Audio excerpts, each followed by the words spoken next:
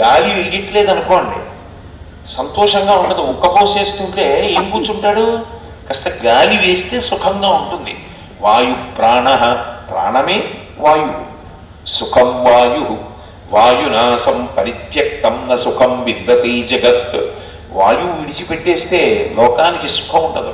పైగా వాయువుతో ఒక విశేషం ఉంది. వాయువు శరీరాన్ని వదిలిపెట్టేసింది అనుకోండి, కాష్టభూతాని జిత్మిరి, శరీరం కర్రమైపోతుంది. ఆఖరి ఊపిరి వదిలిపెట్టేసిన తర్వాత లోపల ఉన్నటువంటి వాయువులు మెల్లిమెల్లిగా ఖాళీ చేసి వెళ్ళిపోతాయి. ఎందుకని అంటే, నేను ఒకసారి నాకు బాగా తెలుసున్న ఆయన తల్లిగారు శరీరం వదిలిపెట్టేశారు. ఆయన నాకు తెల్లవారుజామున కబురు చేశారు, మా అమ్మగారు శరీరం వదిలిపెట్టేశారు. నేను చూడడానికి వెళ్ళాను. చిన్న ఇల్లు పాపం అయింది, మంచివాడు. తల్లిగారి భౌతికాయం అక్కడే ఉంది. అక్కడే దగ్గరలోనే కూర్చున్నాం. కూర్చుని ఏదో మాట్లాడుతుండగా అకస్మాత్తుగా ఆవిడ త్రేయించిన చప్పుడే. అదేంటి ఆవిడ త్రేయించారా అని తెల్లబోయాం. నిజంగానే ఆవిడలోంచి వచ్చిన చప్పుడు బ్రీవు అన్నట్టు. వాయువులన్నీ వెళ్ళిపోతాయని శాస్త్రం చెప్తోంది. ఏది ఉండడానికి వీల్లేదు. లోపల ఉండిపోయిన వాయువులు ఏముంటాయో, ప్రాణ అపాన వ్యాన బుధాన సమాన నాగ కూర్మ కృకర ధనంజయ దేవదత్తములని 10లో 9 నిర్గమించాలి. ఒక్క ధనంజయమన్న వాయువే లోపల ఉంటుంది, మిగిలినవన్నీ వెళ్ళిపోతాయి. ధనంజయము పంచభూతాల్లో కలుగుతుంది, అందుకుంటుంది. అది అన్నీ వెళ్ళిపోతున్న కొద్దీ శరీరం ఏమైపోతుందంటే కర్రలా అయిపోతుంది. సంధిబంధములు ఇక పనిచేయవు. అప్పటి వరకు కాలు పట్టుకుని వెనక్కి లాగారనుకోండి మడుచుకుంటుంది. నిద్రపోతున్న వాడి చెయ్యి ఎత్తారనుకోండి మోచేయి దగ్గర మడుచుకుంటుంది. ప్రాణం పోయిందనుకోండి పాదం పట్టుకుని పైకెత్తారనుకోండి కర్ర లేచినట్లు లేస్తుంది శరీరం అంతా. కాష్టభూతాని జిత్మిరి, శరీరం లోపల వాయుచలనం ఆగిపోతే కర్రలైపోతాయి ప్రాణులు. అందుకే ఆయన కానీ ఆగాడనుకోండి ధర్మం ఆగిపోతుంది. ఆచమనం ఎలా చేస్తారు, ఎలా నడుస్తారు, ఎలా పూజ చేస్తారు, ఎలా సంధ్యావందనం చేస్తారు? ధర్మం వాయువు మీద ఆధారపడుతుంది. అందుకే నమస్తే వాయు తమీవ ప్రత్యక్షం బ్రహ్మాసి అని పొగుడుతుంది శృతి. అటువంటి వాయువు ముఖ్య ప్రాణుడు ఏదో చాలా ముఖ్యమైన పని మీద స్థితికర్త మహానుభావుడు విష్ణుమూర్తి ఆయనతో సంప్రదించవలసి ఉండి వచ్చాడు. వస్తే ఆయనని ముఖ్య ప్రాణుడు అంటారు అని ఆదిశేషుడికి ఆయన మీద కొంచెం కినుక ఉంది. కినుక ఉండి ఎక్కడికి వెడతావు లోపలికి, ఇక్కడ నేను ద్వారపాలకుడు ఉన్నాను, నా అనుమతి లేకుండా లోపలికి వెళ్ళడానికి వీల్లేదు. గతంలో సనకసనందనాదులు ఇలాగే ప్రవర్తించి ఎంత ప్రమాదాన్ని తెచ్చుకున్నారో నీకు జ్ఞాపకం లేదా? నేను ముఖ్య ప్రాణుడు, ధర్మము నా మీద ఆధారపడి ఉంటుంది, నేను కదలాలి. తో ముఖ్యమైన విషయం మాట్లాడడానికి వెళ్తున్నాను. ఇప్పుడు నీతో మాట్లాడవలసిన అవసరం లేదు, ముందు వెళ్ళాలి స్వామి దగ్గరికి, నన్ను వదిలిపెట్టన్నారు. అంటే ఆయన అన్నాడు, నేను ముఖ్య ప్రాణుణ్ణి వాయువుని చాలా ముఖ్య విషయం మాట్లాడాలంటున్నావు. నీకు ఒక విషయం తెలుసా? బలే జ్ఞానే విరాగే చ విష్ణుభక్తౌ నమత్సమ సదాంతఃపురే వాస పుత్రాణామధికో హరిః. అసలు బలంలో, జ్ఞానంలో, వైరాగ్యంలో నాతో సమానమైనటువంటి వాళ్ళు విష్ణు భక్తుల్లోనే లేరు. అంటే దాని అర్థం నువ్వు నా ముందు ఎందుకు పనికిరావు, నువ్వు ముఖ్య ప్రాణుడు ఏమిటి? బలే జ్ఞానే విరాగే చ విష్ణుభక్తౌ నమత్సమ, నాతో సమానులు లేరు. పైగా ఇంకొకటి చెప్పనా, మీరెవరైనా బయట తిరిగేవాళ్ళే, నేను ఒక్కడినే. సదాంతఃపురే వాస పుత్రాణామధికో హరిః. నేను విష్ణుమూర్తికి కొడుకు కన్నా గొప్పవాడిని. ఎందుకో తెలుసా? ఎప్పుడూ అంతఃపురం లోపల ఉంటాను, నేనే శయనం. కాబట్టి ఆయన నా మీద పడుకుంటాడు లక్ష్మీ సహితుడే. నేనే గొడుగు, నేనే పాదుకలు, నేను నిరంతరం సేవిస్తూ ఉంటాను. కాబట్టి నాకన్నా గొప్పవాడి నువ్వేం కాదు, నా అనుమతి తీసుకుని వెళ్ళన్నారు. వీళ్ళిద్దరి మధ్య రగడ జరుగుతోంది. వెంటనే ఆయన లక్ష్మీదేవితో కలిసి బయటకు వచ్చాడు. విష్ణుమూర్తి స్థితికర్త. ఆయనని నిజంగా బాగా పరిశీలిస్తే మంచి పరిపాలకుడు ఉంటాడు. ఎక్కడ తొందరపడడు ఆయన, చాలా బాగా నిర్వహిస్తాడు వ్యవహారాన్ని. ఏం జరిగింది, ఎందుకు జగడం ఆడుకుంటున్నారు, ఎందుకు గట్టిగా మాట్లాడుతున్నారు అని అడిగాడు. ఏదో అధికారి తన గదిలోంచి బయటికి వచ్చి అడిగినట్టుగా అడిగాడు. అడిగితే వెంటనే వాయు అన్నాడు, అయ్యా నాకు చాలా ముఖ్యమైన పని మీద వచ్చాను, తమరి దర్శనం కోరాను, కానీ లోపలికి వెళ్ళడానికి అనుమతి కావాలి అంటే మాట్లాడుతూ ఉండడంలో కొంచెం గట్టిగా మాట్లాడవలసి వచ్చింది అని సాష్టాంగపడి నమస్కారం చేశాడు తప్ప శేషుడి మీద నిందావాక్యాలు పలకలేదు. మానధనుడైన శేషుడితో వాదన ఎందుకు చేశావు అన్నారు. ఏమంటాడో చూద్దాం. వాయువు అలా అన్నాడు కదా, శేషుడు ఏమంటాడో చూద్దాం అనుకున్నారు. అది తాను తొందరపడకుండా అవతలవాడిని మాట్లాడించి అతని మనస్థితి బయటికి వచ్చేట్టు చేయడం అంటే అది ప్రజ్ఞ. తొందరపడి మాట్లాడడం గొప్ప కాదు, మాట్లాడకుండా నిగ్రహించుకుని అవతల వారిని పరిశీలించడం గొప్ప. అంటే వెంటనే శేషుడు అన్నాడు, బలము జ్ఞానము వైరాగ్యములో నాకన్నా గొప్పవారు నీ భక్తులలోనే లేరు. నేను నీ కొడుకులంటి వాడిని, అంతఃపురంలో ఉంటాను. ఆ మాటే వాయువుకి చెప్పాను. వాయువు ఆ మాట అంగీకరించలేదు అన్నాడు. అంటే ఆయన శేషుడి వంక తిరిగి వాయువు వంక తిరిగి చూశారు. వాయువు ఏమీ మాట్లాడలేదు, ఎదురు చెప్పలేదు. సర్వజ్ఞుడు, పరమాత్మకి తెలియనివి కావు. ఆయన దగ్గర ఇలా నేరాలు చెప్పుకోకూడదు. ఆయన దగ్గర ఉన్న వాళ్ళం మనందరం ఆయనకి తలపోటు కల్పించకూడదు. అందుకని మిన్నకున్నాడు చేతులు కట్టుకుని. వెంటనే ఆయన అన్నారు, వాక్కులతో కాదు పౌరుషాన్ని ఆవిష్కరించవలసినది, క్రియా కేవలముత్తమం. ఏదైనా పని చేసి చూపించి ఇదిగో గొప్పవాడిని అన్నాడు. అంతేగాని నోటితో నేను బలం ఉన్నవాడిని, నేను జ్ఞానం ఉన్నవాడిని, నేను వైరాగ్యం ఉన్నవాడిని అంటే ఎలా చెల్లుతుంది? వాక్పౌరుషం కాదు, క్రియాపౌరుషం చూపించాలి. శేషుడా, నువ్వంత గొప్పవాడివి కదా, నీకు అవకాశం ఇస్తాను, అప్పుడు తెలుస్తుంది వాయువుకి అని అర్థం వచ్చేట్టుగా అన్నారు.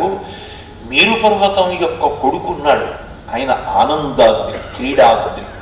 నేను లక్ష్మీదేవితో కలిసి ఆ కొండ మీద విహారం చేస్తూ ఉంటాను.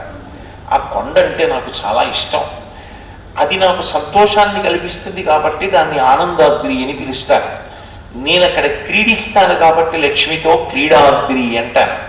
అటువంటి క్రీడాద్రి ఆనందాద్రిని ఓ శేషుడా నువ్వు చుట్టుకుని పడుకో, నీకు విశేషమైన బలం కదా. ఈ వాయువు ఏ పాటి కదపగలడో చూద్దాం. దేవతలందరూ చూస్తారు కదూ, బలాబలాలు తెలుస్తాయి అనేటప్పటికీ వెంటనే ఈ మాట అనడం ఏమిటి, శేషుడు ఎగిరి వెళ్ళి ఆ క్రీడాద్రిని చుట్టుకున్నాడు. చుట్టుకుంటే వాయువు చూశాడు. పిల్లవాడు తెలియక చటుక్కుని వెళ్ళి చుట్టుకున్నాడు అని ఆయన ఒక మాట అన్నాడు. నువ్వు లోపలుంటానని అంటున్నావు కదా, తొందరపడి వెళ్ళి చుట్టుకుంటున్నావు కదా, నేను ఒక మాట చెప్తాను. బిడాలము అంటే పిల్లి. పిల్లి ఎక్కడుంటుంది? బిడాలోంత స్థితో వాపి. పిల్లి ఎప్పుడూ ఇళ్లలో తిరుగుతుంటుంది. అదేం బయట ఎక్కువ తిరగడం కన్నా ఇళ్లలో తిరుగుతుంటుంది. బిడాలాంత స్థితో వాపి బహిస్తే భస్సమో నహి. బయట ఏనుగు ఉంటుంది, ఏనుగు ఇంట్లోకి రాదు. ఇంట్లోకి రాకుండా ఏనుగు బయట ఉంది కాబట్టి ఏనుగు తక్కువ, పిల్లి ఇంట్లోకి వచ్చింది కాబట్టి పిల్లి ఎక్కువ అని ఎవరైనా అంటారా? ఇంట్లో ఉంటే గొప్ప ఏమిటయా, బయట ఉంటే తక్కువ ఏమిటయా అన్నారు. అప్పటికైనా అర్థం చేసుకోవాలి కదా. ఆయన అర్థం చేసుకోలేదు, వెళ్ళి క్రీడాగ్రుని చుట్టుకున్నాడు. అంటే నీ బలం చూపించు అని పిలిచినట్లే కదా. ఏమీ తెలియని వాడిలే శ్రీ మహావిష్ణువు లోపలికి వెళ్ళిపోయారు. జరగవలసిన కార్యం ఆయనకి తెలియదు, భూత భవిష్యత్ వర్తమాన కాలాలు. మేరువుకి భయం, తన కొడుకు ఆనందాద్రి. వీడు ఇలా సై అంటే సై అంటున్నాడు కానీ వాయువు ఏం చేస్తాడో తన బలంతోనని వాయువు దగ్గరికి వెళ్ళి చూశారు. ప్రపంచం కింద వీస్తే ఏమైపోతాడో ఊపిరందక ఈ శేషుడు, ఈ క్రీడాద్రి ఏమైపోతుందో, స్వామివారి కొండ కదా, బాగుండదు అని ఆలోచించి కనిష్టాంగులి సంస్పృష్ట తన గోటితో తన ఆ చేతి చిటికిన వేలితో సారి ఇలా అన్నారు, సహస్రమర్ధలక్షంచా దక్షిణాభిముఖాయౌ. 1500 లక్షల యోజనముల దూరం గాలికి ఎగిరిపోయింది ఆ క్రీడాద్రి శేషుడితో కలిపి. ఎప్పుడు ఇలా చిటికిన వేలుతో ఆయువు కొడితే ఆ వెళ్ళిపోతున్నప్పుడు ఇక శేషుడికి ఊపిరి అందలేదు ఆ వేగానికి. క్రీడాద్రితో కలిసి ఎగిరిపోతున్నాడు. ఎగిరిపోతుంటే అప్పుడు మేరువు పరిగెత్తుకొచ్చాడు. వచ్చి వాయువు దగ్గరికి, అయ్యా మా వాడిని నువ్వు చిటికిని వేలుతో ఇలా అన్నావు, కొండతో కలిపి వెళ్ళిపోతున్నాడు. ఎక్కడ వరకు వెళ్ళిపోయాడు అంటే వైకుంఠం నుంచి భూమికి దక్షిణానికి వెళ్ళిపోయాడు. ఇప్పటికైనా నువ్వు క్షేమంగా కొండ దింపి, లేకపోతే మా వాడు ఏమైపోతాడో నాకు అర్థం కావట్లేదు. నా మీద దయ చూపించి నా కొడుకుని కాపాడు అని అడిగాడు. అయ్యయ్యో, నీ కొడుకుని ఏమి చేయడం నా అభిమతం కాదు, ఆయన చాలా చాలా గొప్పవాడు, కానీ ఆయన అహంకారం పోవాలని చిటికిన వేలుతో కొట్టాడు. నిజంగా నాకంత కోపం ఉంటే చేతితోనే కొడతాను, చిటికిన వేలుతో కొట్టానని ఆ కొండ తిప్పేశాడు ఆయన. అది శ్రీ మహావిష్ణువు యొక్క సంకల్పం. అది ఎక్కడ దిగింది అంటే, ఎక్కడ ఇప్పుడు మనం వెంకటాచలం అంటున్నామో అక్కడ దిగింది. అక్కడ వాయువు దింపారు కాబట్టి ద్వాపరే శేషశైలేతి. అప్పుడు శేషుడు అడిగాడు, అహంకారం ఎంత చెడ్డదో లోకానికి తెలియాలి.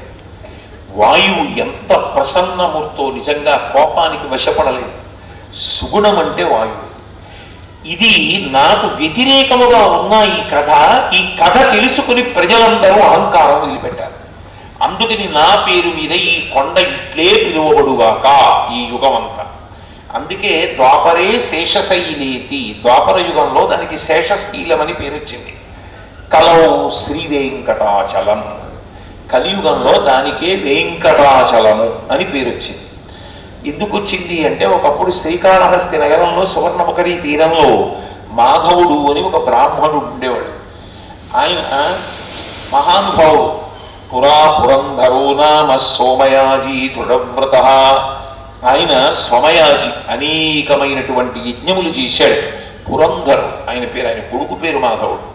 పురా పురంధరో నామ సోమయాజీ దృఢవ్రత. దృఢవ్రత అన్న మాటకు అర్థం ఏమిటంటే, కేవలముగా భగవత్ సంబంధమైన కార్యములు చెయ్యడం ఒక్కటే కాదు, ఎన్ని చేసినా తన జీవితానికి ప్రధానమైన అవసరము తీరకపోయినా నా యందు ఏ దోషం ఉండబట్టి ఈశ్వరుడు ఇవ్వలేదు అని ఈశ్వరుడి పాదములు విడిచిపెట్టకుండా నిలబడగలిగితే దృఢవ్రతుడు. తప్ప ఇన్నాళ్ళు పూజ చేశాను ఏం తెలిసి వచ్చిందండి అని అస్తమానం ఈశ్వరుణ్ణి తిప్పిపడవడం కాదు. ఇన్ని జన్మల పాపం ఉంటే ఈశ్వరుడు నన్ను అనుగ్రహించలేకపోతున్నాడు అని అనగలిగిన వాడు ఎవరో వాడు గొప్పవాడు.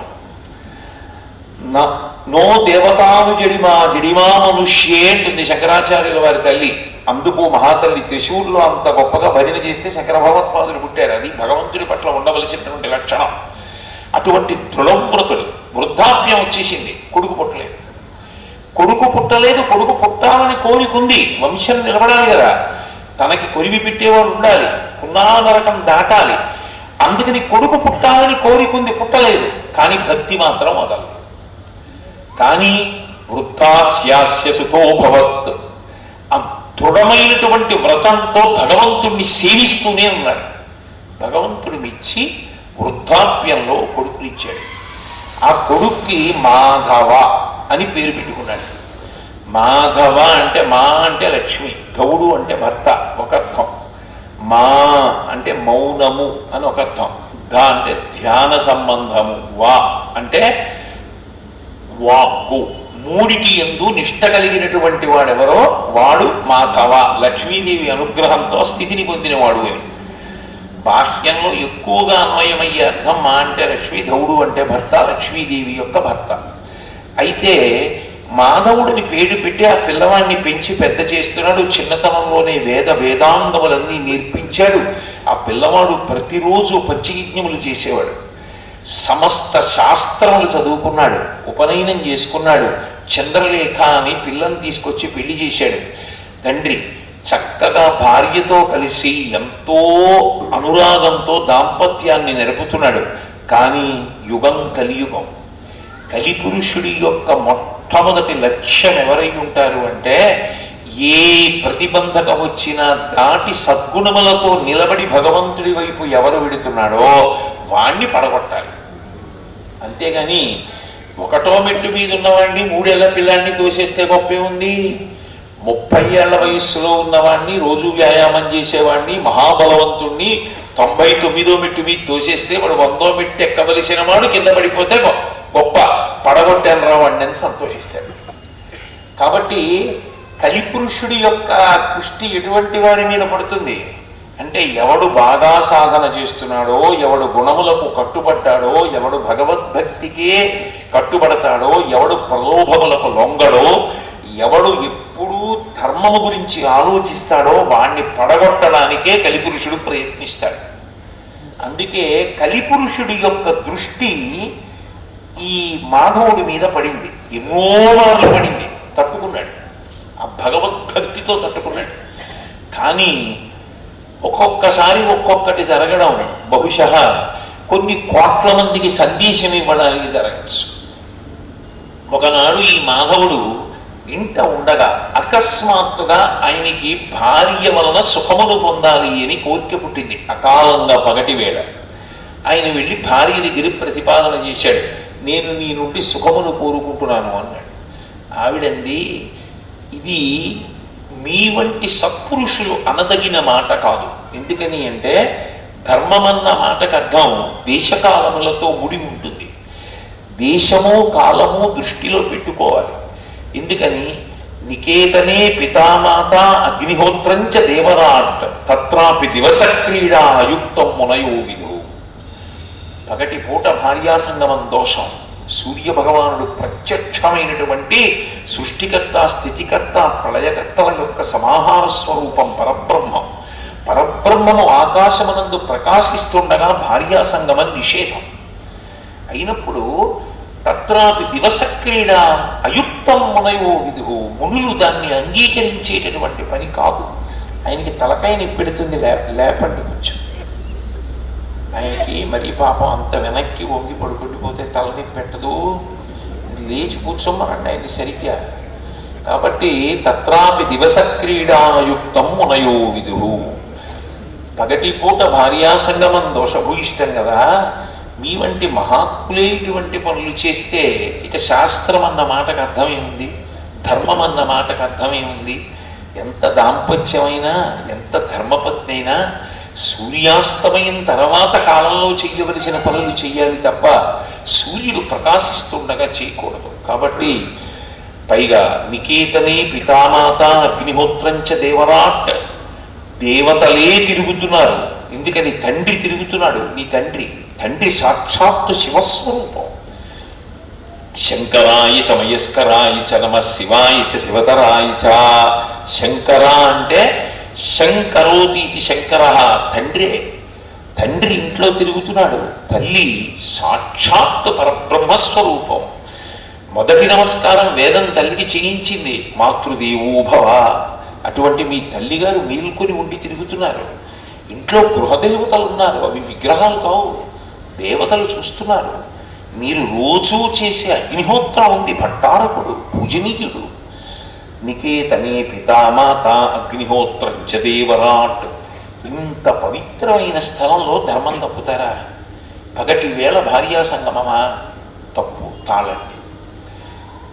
సూర్యాస్తమయానంతరం అది ధర్మం అంది. ఆయన అన్నాడు, ఇప్పుడు ఈ ధర్మం నాకు తెలియనిది కాదు, కానీ నేను పాటించడానికి తగిన స్థితి కనపడలేదు. కాబట్టి నువ్వు నాకు ఆ సుఖాన్ని ఇవ్వవలసిందే అన్నాడు. ఆవిడంది, కనీసంలో కనీసం పెద్దల పట్ల దోషం జరగకుండా ఉంటుంది. నేను ఇంత నీరైపోయిందని మిష పెట్టి నదీ తీరానికి వస్తాను. అక్కడ రెల్లుగడ్డి బాగా పొదలు పెరిగి ఉంటాయి. మీరు దెబ్బలు తెచ్చుకోవడానికి అని ముందు వెళ్ళండి. మీరు ఏది ప్రతిపాదన చేశారో ఆ ప్రతిపాదన అక్కడ జరుగుగాక, ఇంత దోషము జరగకుండుగాక అంది. ఆయన ముందు వెళ్ళిపోయాడు, ఆవిడ వెనక బయలుదేరి. ఆవిడ దగ్గరికి వచ్చే సమయంలో కలిపురుషుడి యొక్క దృష్టి అక్కడ పడింది ఖచ్చితంగా. ఈయన ఎందుకో తల తిప్పి చూశాడు. ఒక వనిత రంగుతో ఏముంది, నల్లగా ఉండి మహితాత్ములైన వారు ఎందరో ఉంటారు. కామాక్షి పరదేవత నలుపు కాదు, నారాయణి నలుపు కాదు. ఒక స్త్రీ అక్కడ కూర్చుని ఉంది. ఆమె పక్కన కళ్ళు కుండ పెట్టుకుని కళ్ళు తాగుతోంది, మధ్య మధ్యలో పచ్చి మాంసం తింటోంది. ఆమెని చూశాడు. అది విచిత్రం. ఆయనకి ఆమె ఎందు అనురక్తి కలిగింది. భార్య వస్తే అన్నాడు, నువ్వు ధర్మమని తెలిసి నాకు ధర్మం చెప్పావు, నేను ధర్మం తెలిసి నదీ తీరానికి రమ్మన్నాను, అయినా నువ్వు వచ్చావు. నీ యొక్క నడవడి చేత తృప్తి పొందాను, చాలు, నువ్వు ఇంటికి వెళ్ళిపో, కాసేపు ఆగి నేను వచ్చేస్తానన్నాడు. ఆ పిచ్చి తల్లి వెళ్ళిపోయింది. ఈయన ఆమె దగ్గరికి వెళ్ళాడు. పురాణంలో ఆమెకి పేరు చెప్పలా. ఆమె జుట్టు నుదుటి మీద ముంగురులీలా రింగులు రింగులుగా పడితే ఆయన మోహించాడు కాబట్టి కుంతల అని పిలిచారు. ఆ కుంతల వద్దకు వెళ్ళి ఆమె నుండి సౌఖ్యమును పొందుతానని ప్రతిపాదన చేశారు. ఆవిడంది, అసలు మేము ఎవరో ఎక్కడి నుంచి వచ్చామో నీకేమైనా తెలుసా? మేము మధ్య దేశానికి చెందినవారం. మేము గోవుని వధిస్తాం, గోవుని చంపేసి దాని మాంసం పీకి వండుకు తింటాం, కళ్ళు తాగుతాం. నేను ప్రతిరోజు వ్యభిచార గృహంలో ఉంటాను. సమస్త పాపముల చేత కుళ్ళిపోయింది శరీరం. ఆవిడ ఎంత గొప్పగా మాట్లాడుతోందో చూడండి. ఇన్ని శాస్త్రములు జరిగిన వాడు ఎంత జారిపోయాడో చూడండి. అది కలిపురుషుడి యొక్క గొప్పతనం కలియుగంలో. అందుకే తస్మాత్ జాగ్రత్త జాగ్రత్త, ఎక్కడ జాగ్రత్తావో తెలియదు, చాలా జాగ్రత్తగా ఉండాలి కలియుగం. అదంత గొప్పది, అంత ప్రమాదం కూడా దాంతో. ఆయన అన్నాడు, అదే పోతన గారు భాగవతంలో అంటారు, జ్ఞాన కలునిలోని శరదయూలే అంటారు. ఇప్పుడు ఏమీ తెలియని వాడు తప్పు చేశాడనుకోండి, తెలిసిన్నవాడు పిలిచి ఇటువంటి తప్పు చేయకూడదు అని చెప్తాడు. అన్నీ తెలిసిన్నవాడు తప్పు చేశాడనుకోండి, ఎవరు చెప్తారు? ఎవరు చెప్పగలరు? ఒకవేళ చెప్పారనుకోండి, ఆయన తాను చేసినది తప్పు కాదు అని సమర్థించుకోలేనివాడా? ఆయనకి సరస్వతి కటాక్షం ఉంది, అందుకని ఆయన సమర్థించేసుకుంటాడు. ఇదేం తప్పు కాదు, ఇలా చెయ్యొచ్చు అంటాడు. అప్పుడు నువ్వేం చెప్తావు? ఆయన సరస్వతి ఆయన చేసిన తప్పుని సమర్థించుకోవడానికి పనికొస్తుంది. అప్పుడు అది దుర్వినియోగం అయిపోతుంది. అందుకే ఇంత సరస్వతీ కటాక్షంతో ధర్మానికి నిలబడిన వాడు ఆ ఒక్క రోజున ఎంత జారిపోయాడంటే, లవణోదకాని జాతాని రత్నాన్ని వివిధాని చ అన్నాడు. సముద్రం ఉప్పు నీళ్ళు, అందులోంచి రత్నాలు పుడతాయి. ఉప్పు నీళ్లలో పుట్టావు కాబట్టి నిన్ను నేను కిరీటంలో పెట్టుకోవడం రాజులే అంటలేదు. నువ్వు ఎక్కడ పుడితే నాకెందుకు, ఎక్కడ పెరిగితే నాకెందుకు, సముద్రంలో పుట్టిన రత్నం ఎంతో నువ్వు అంతే. ఆయన్ని ఎవరు ఆపగలరు? ఆయన నియంత్రించడం ఎలా సాధ్యం అవుతుంది? మీరు పురాణం జరిగితే, కుంతలామాధవ సంవాదం జరిగితే కలిపురుషుడి యొక్క ఉద్ధతి ఇలా ఉంటుందన్నమాట. ఎంతటి వాడు జారిపోతాడంటే, అది ఆ భగవద్భక్తి గురువుల అనుగ్రహం ప్రోది అయి పట్టి ఉంచకపోతే ఒక్క క్షణం చాలు జారిపోవడానికి. అంటే ఆవిడండి, దుర్మార్గుడా, ఇంత గొప్ప బతుకు బతికావు, నువ్వు వీధిలోకి వస్తుంటే మేము ఆ సందులో నిలబడం.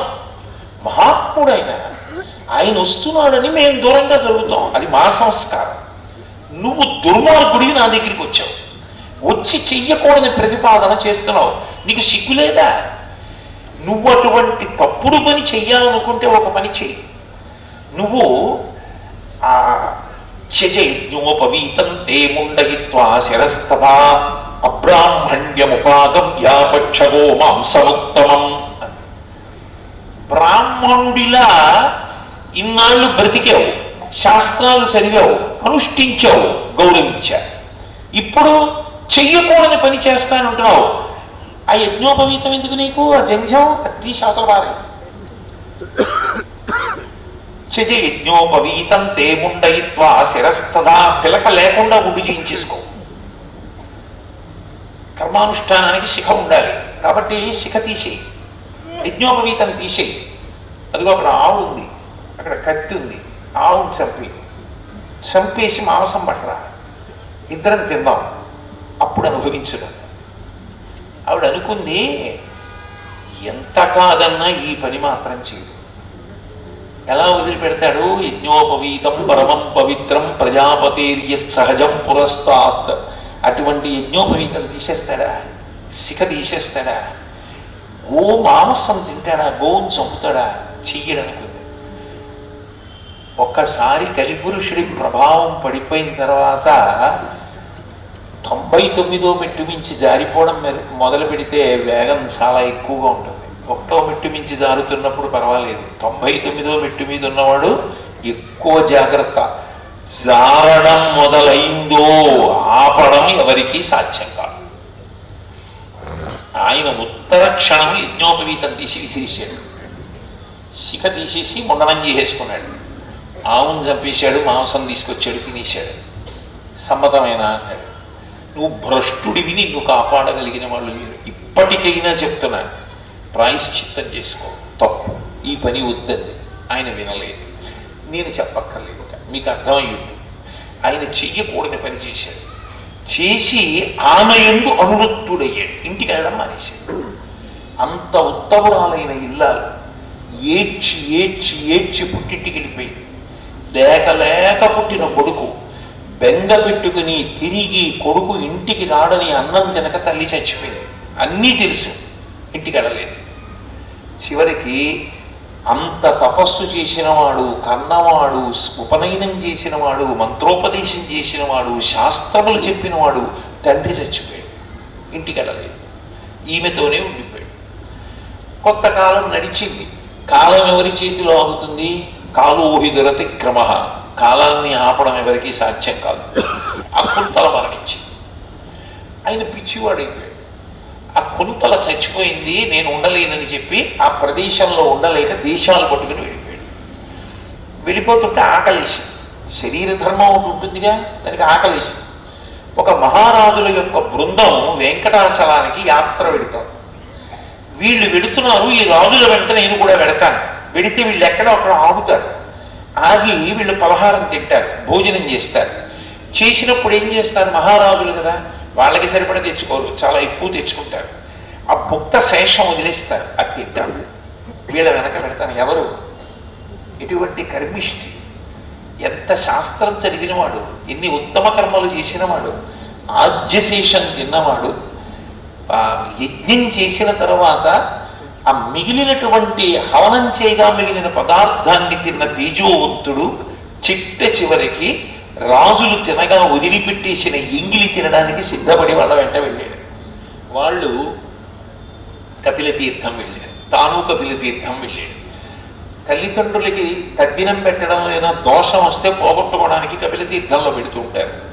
అందుకని ఆ కపిలతీర్థం దగ్గరికి వెళ్ళి, ఆ కపిలతీర్థంలో రాజులు వాళ్ళు మహదైశ్వర్యవంతులు కనుక తాను ఏది తింటే దానితో తద్దినం పెట్టాలి తండ్రికి. కాబట్టి వాళ్ళు పిండములు వడ్డించి తండ్రులకు తద్దినం పెడుతున్నారు. ఆ తద్దినం పెడుతున్నప్పుడు ఆ మంత్రాలు విన్నాడు. తండ్రి గుర్తొచ్చాడు, తల్లి గుర్తొచ్చింది, భార్య గుర్తొచ్చింది.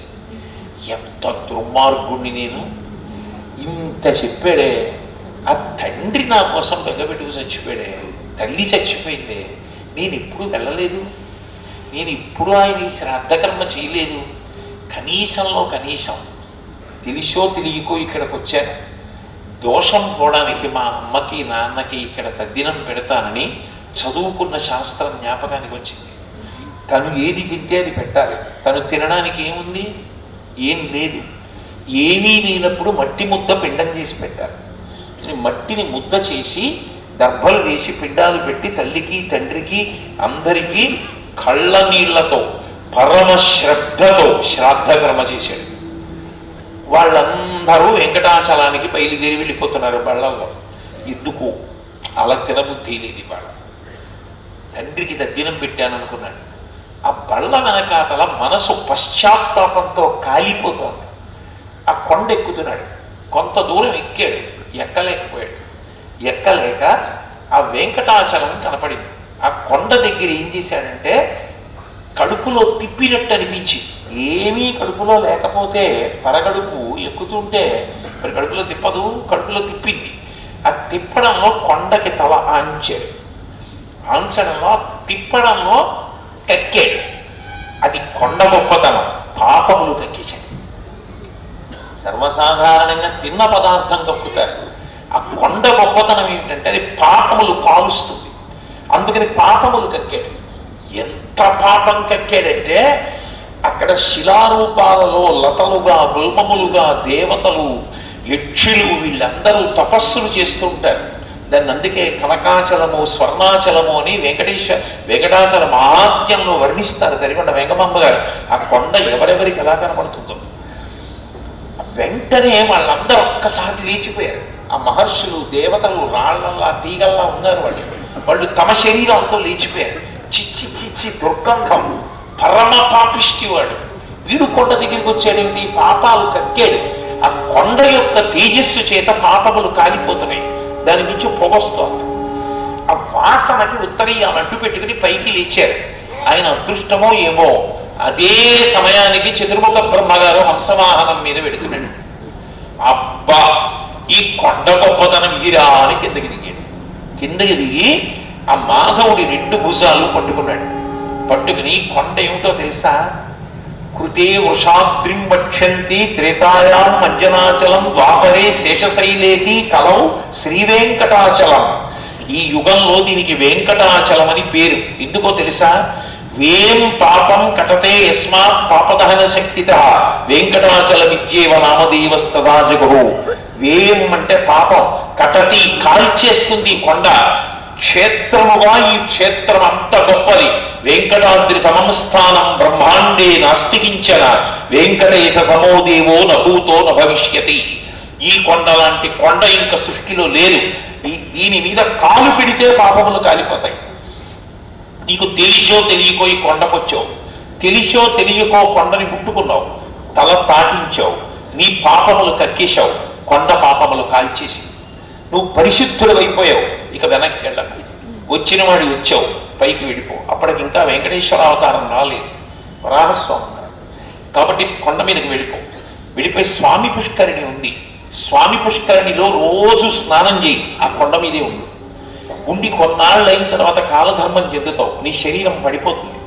నువ్వు ఈ కొండకు వచ్చినందుకు, కొండ మీద ఉన్నందుకు, స్వామి పుష్కరిణిలో స్నానం చేసినందుకు వచ్చే జన్మలో సాక్షాత్ ఆదిలక్ష్మికి తండ్రి అవుతావు, ఆకాశరాజు అవుతావు. నీ కడుపున లక్ష్మీదేవి పద్మావతి అన్న పేరుతో పుడుతుంది. ఆ పద్మావతిని శ్రీ వెంకటేశ్వరుడికి ఇచ్చి వివాహం చేస్తావు. ఆ వివాహం చేసి శాశ్వతమైన కీర్తిని పొందుతావు. నీ పేరు చిరస్థాయిగా నిలబడిపోతుంది. వెంకటేశ్వరుడికి మామగారి అవుతావు. ఇంకింతకన్నా నీకు అదృష్టం ఏం కావాలి? కాబట్టి వెళ్ళి కొండ మీద ఉండి పుష్కరిణిలో స్నానం చేసి అక్కడే తిని అక్కడే తిరిగి పశ్చాత్తాపంతో బాధపడ్డావు కాబట్టి, నీ పాపములు కాలిపోయాయి కాబట్టి, కొండకు వచ్చావు కాబట్టి అక్కడే ఉండిపోమన్నారు. ఇప్పుడు ఉన్నట్టు బాధపడు. పావులు, విషక్రిములు, రకరకాలు చలి అవన్నీ అయినా భగవంతుడి మీద అచంచల విశ్వాసంతో బ్రహ్మవాక్కు చేత బ్రహ్మ సాక్షాత్కారం పొందాడండి. ఏమి భాగ్యం! వెళ్ళి కొండ మీద ఉండిపోయి తదనంతరమనందు కాలధర్మం చెందాడు. కాలధర్మం చెంది ఆయనే ఆకాశరాజుగా పుట్టి నారాయణపురాన్ని రాజధానిగా చేసుకుని తొండమండలాన్ని పరిపాలించాడు. పరిపాలించినప్పుడు ఆయనే యజ్ఞం చేస్తుంటే ఆయనకి పద్మావతీదేవి లభించింది. ఆ పద్మావతీదేవినే శ్రీ వెంకటేశ్వరుడికి ఇచ్చి వివాహం చేశాడు. చేసి తరించిపోయాడు. అందుకే వేం పాపం కటతే యస్మాత్ పాపదహన శక్తిత. ఆ కొండ యొక్క గొప్పతనం ఏమిటి అంటే, అది ఎంతటి పాపములనైనా కాల్చేస్తుంది. ఆ కొండ మీద అడుగు పెట్టడం అంత గొప్ప. అందుకే స్కంద పురాణంలో ఒక హెచ్చరిక చేశారు. అది మామూలు కొండ కాదు, అయినప్పుడు దాని మీద తిన్నగా కాలు పెట్టవద్దు, దోషం జరుగుతుంది తిన్నగా కాలు పెడితే. వెంకటాచలాన్ని ప్రార్థన చేసి కాలు పెట్టాలి. వెంకటాద్రిగిరింతంతో ప్రార్థయే పుణ్యవర్ధనం స్వర్ణాచల మహాపుణ్య సర్వదేవ నిషేవిత బ్రహ్మాదయోపియం దేవాః సేవంతే శ్రద్ధయా సహ తం భవంతమహం పద్యామక్రమేయం నగోత్తమ. నేను నిన్ను పాదములతో ఆక్రమించడానికి ప్రయత్నిస్తున్నాను. ఆక్రమించడం అంటే పాదములు తీసి పాదం వేస్తూ కొండ మీదకి వెళ్ళాలనుకుంటున్నాను. ఎందుకు? త్వన్మూర్ధని కృతావాసం మాధవం దర్శయస్వమే. నీ యొక్క శిరస్సు మీద శ్రీ వెంకటేశ్వరుడు ఉన్నాడు, లక్ష్మీపతి శ్రియపతి. ఆయన దర్శనం కోసం పెడుతున్నాను. కాబట్టి ఓ కొండ, నా పాపాన్ని క్షమించు. పాపములు పోగొట్టుకోవడానికి వచ్చి ఇంకొక పెద్ద పాపం చేస్తున్నాను. ఇంత గొప్ప క్షేత్రం, ఇంత గొప్ప కొండ, నిన్ను నా కాలుతో తొక్కుతున్నాను, కానీ ఇంతకన్నా నాకు అవకాశం లేదు, ఇంతకన్నా బ్రతుకు లేదు, కాలు పెట్టకుండా ఎలా ఎక్కను. అందుకని తం భవంతమహం పద్మ్యామాక్రమేయం నవోత్తమ క్షమస్వతరగం వేద్య దయయా పాపచేత సహా. దయతో ఈ పాపం చేస్తున్నటువంటి నన్ను క్షమించి ఆశీర్వదించు.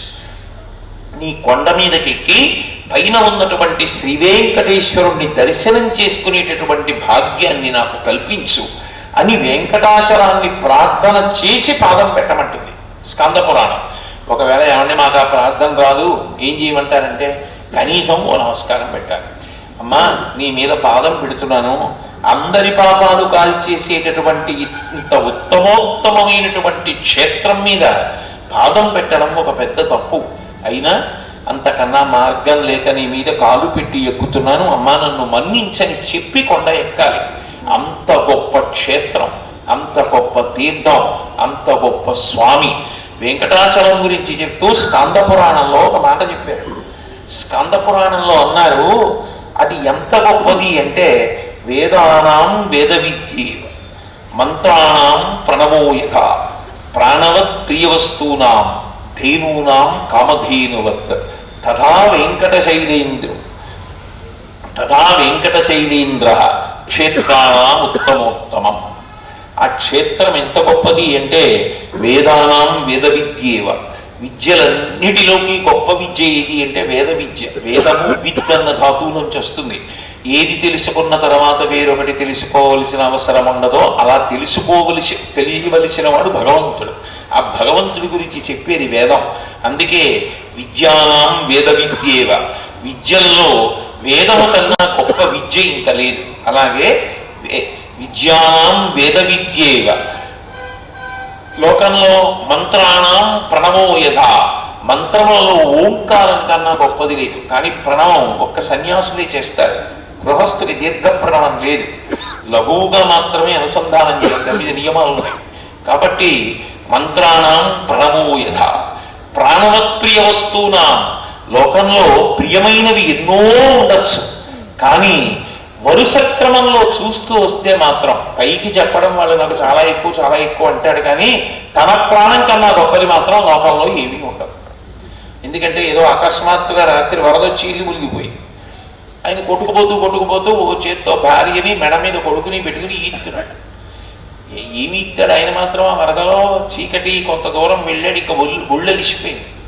ఎవరో ఒకళ్ళని వదిలేస్తే తప్ప ఈదలేదు. ఏం చెయ్యాలనుకున్నాడు? వీడు ఆత్మజుడు, వంశోద్ధారకుడు. భార్యని స్వీకరించిన దాని యొక్క అసలైన ప్రయోజనం అయిపోయింది, కొడుకు పుట్టేశాడు. కాబట్టి ఆమెని నేను ఇక తీసుకెళ్ళలేను, వీడి చిన్నవాడు, వీడిని మోస్తానని భార్యను తెలిసాడు. కొంత దూరం ఈదాడు, వరద ఎక్కువైపోయింది, ఇక కొడుకుని కూడా మొయ్యలేకపోయాడు. నేనంటూ బతికుంటే దేశే కళత్రాన్ని, మళ్ళీ ఎక్కడో భార్య దొరుకుతుంది, పెళ్లి చేసుకుంటాను, మళ్ళీ కొడుకు పుడతాడు, అందుకని మళ్ళీ వీడిని వదిలేశాడు. తను మాత్రం ఆఖరి క్షణం వరకు ప్రాణం కోసం ఇస్తూనే ఉంటాడు. ప్రాణవత్ ప్రియ వస్తువునా, ప్రాణాల కన్నా ప్రియ వస్తువు లోకంలో ఇంకోటి ఉండదు. ధేనూనాం కామధేనువత్, లోకంలో అన్నిటికన్నా గొప్పది ఆవు. అటువంటి ఆవులన్నిటిలో గొప్పది కామధేను. కథా వెంకటశైలేంద్ర క్షేత్రాణ ఉత్తమోత్తమం. అలా అన్ని క్షేత్రములలోకి ఉత్తమోత్తమైన క్షేత్రం ఏది అంటే వెంకటాచలం. అందుకే దానికి పేరు అలా వచ్చింది. వేం అంటే ఇక్కడ కావలసినటువంటి సుఖము, ఐశ్వర్యము. కట అంటే అమృతం. ఈ లోకంలో సుఖంగా ఉండడానికి శరీరం వదిలిపెట్టిన తర్వాత ఊర్ధ్వలోక ప్రాప్తి కానీ, ఇక మళ్ళీ పుట్టవలసిన అవసరం లేకుండా జనన మరణ చక్రము నుండి విడుదల పొంది మోక్షమును పొందడం కానీ, రెండింటినీ ఇవ్వగలిగినటువంటి క్షేత్రం కనుక దానికి వెంకటాచలము అని పేరు. స్వామికి వెంకటేశ్వరుడు అని పేరు. ఇదే తెలివన వెంకమ్మ గారు కూడా చెప్తారు. అందుకే ఐశ్వర్యము, మోక్షము, అమృతత్వము రెండింటినీ ఇవ్వగలదు, పాపములను కాల్చగలదు. అంత గొప్ప కొండ వెంకటాచలం గురించి ఒకటి చెప్తారు. కొన్ని స్మరణ చేత ఫలితాన్ని ఇస్తాయి. వెంకటాచలానికి ఉన్న గొప్పతనం ఏమిటంటే ఈ దేశంలో ఉండవలసిన అవసరం కూడా ఉండదు వెంకటాచల నమస్కారం. ఇది నేను చెప్పట్లా, స్కాంద పురాణంలో వ్యాస భగవానుడు చెప్పాడు. యోజనానాం సహస్రంతే ద్వీపాంతరగతోపివా. కొన్ని వేల యోజనాలు దాటి భారతదేశం విడిచిపెట్టి ఎక్కడికో వెళ్ళిపోయినాడు.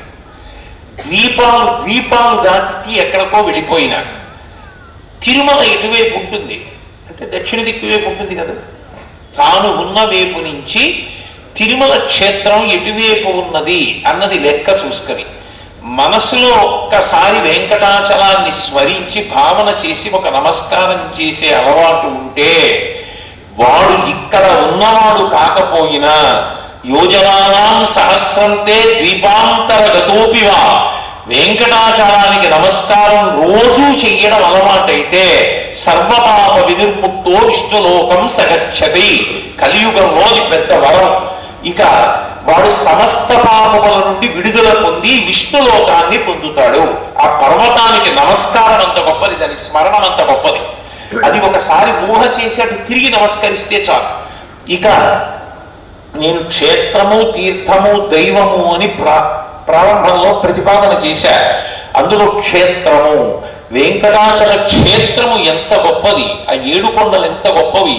అందులో అది యుగాలతో సంబంధం లేకుండా కొండ ఎలా ఉండిపోయింది. అంత గొప్పదైనటువంటి ఆ కొండ వెంకటాచలంగా ఎంత ప్రశస్తి పొందింది, ఎంత ఫలితాన్ని ఇవ్వగలిగింది అన్న విషయాన్ని మీతో మనవి చేయడం జరిగింది. వెంకటాచలం అనబడేటటువంటి క్షేత్రము అంత గొప్పదైతే ఆ స్వామి యొక్క అనుగ్రహము ఎంత గొప్పదో. రేపు వారం కూడా అటువంటి వారం కాదు, చాలా గొప్ప వారం. అది రేపు స్థిరవారం. స్థిరవారం అనేటప్పటికే అందరికీ జ్ఞాపకం వచ్చేది వెంకటేశ్వర స్వామి, కలవు శ్రీ వెంకటనాయక. కాబట్టి రేపు సాయంకాలం మళ్ళీ 6:30 తిరిగి కలుసుకున్నప్పుడు ఇవాళ క్షేత్రము అన్న దాని గురించి మనవి చేశాను.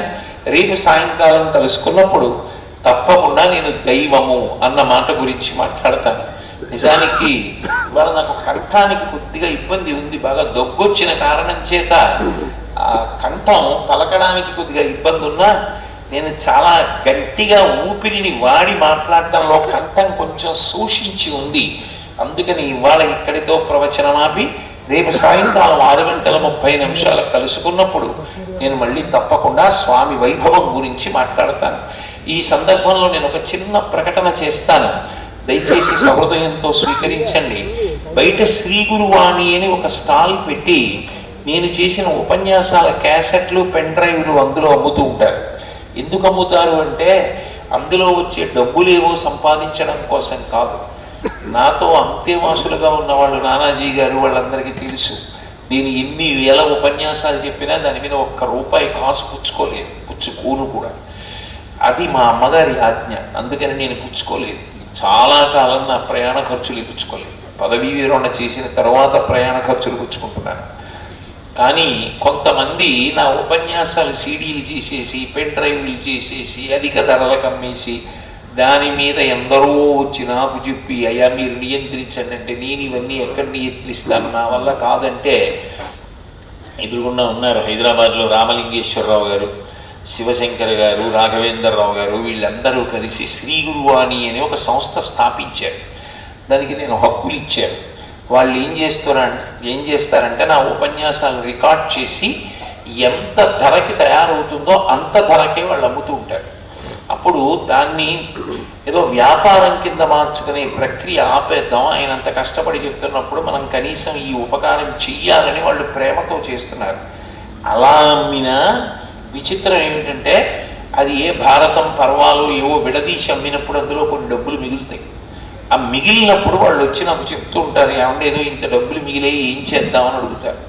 అడిగితే మా వాళ్ళందరికీ తెలుసు, కాకినాడలో దేవీ నవరాత్రులు, వెంకటేశ్వర వైభవోత్సవాలు జరిగినప్పుడు ఆ ఉత్సవాలకి, ధార్మిక కార్యక్రమాలకి ఇచ్చేస్తాం. ఈ మధ్య కాకినాడలో పిల్లలకి భారతీయం అని దేశభక్తి కార్యక్రమం చేశాం. ఆ కార్యక్రమం చేసినప్పుడు శ్రీ గురువాణి ₹1,00,000 ఇచ్చింది. ఈ మధ్య హైదరాబాద్లో వినాయక కళ్యాణం చేశాం.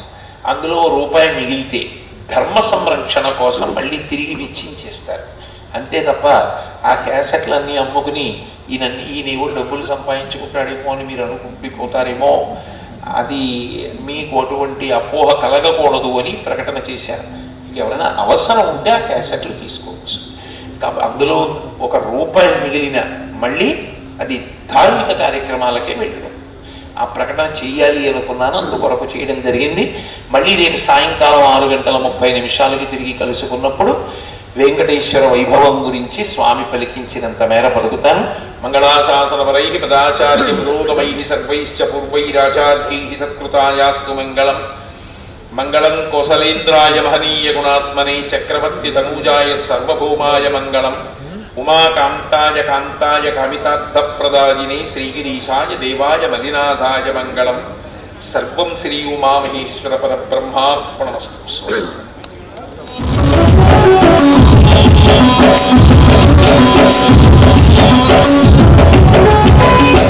హరి మురళీధర గోవిందా తిరుమల సుందర గోవిందా.